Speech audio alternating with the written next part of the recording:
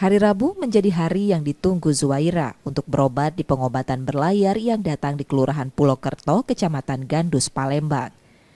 Di usianya menginjak 90 tahun, Zuwaira tak lagi kuat untuk pergi ke puskesmas yang hanya bisa diakses menggunakan perahu motor tradisional atau getek dengan waktu tempuh 30 menit.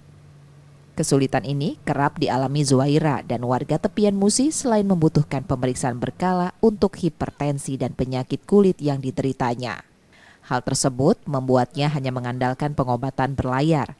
Kapal yang mengangkut tenaga kesehatan dan obat-obatan itu melakukan pemeriksaan dan pemberian obat. Pengobatan berlayar juga disambut antusias warga lainnya yang mengalami hal serupa seperti Zuwaira. Itu berobat selalu sinilah sakit, sudah di sini, sudah aku banyak anggar begini, bekawit malam-malam. Bu biasa berobat di mana, Bu? Itu itulah di pulau itulah.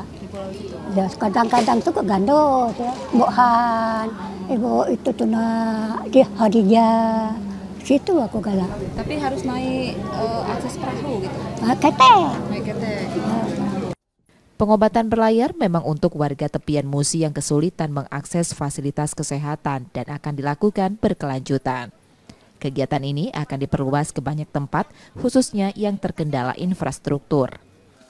Intensitas kesering daripada distribusi makanan yang ada di Selat Tuna ini dengan kondisi ekonomi yang cukup pas-pasan.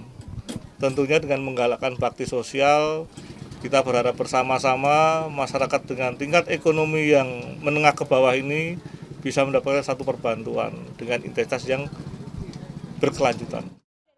Di Kelurahan Pulokerto terdapat 4 RT yang seluruh aktivitas warganya bergantung pada perahu motor tradisional sebagai satu-satunya transportasi. Reski Oktora, Tripida, Kompas TV, Palembang, Sumatera Selatan.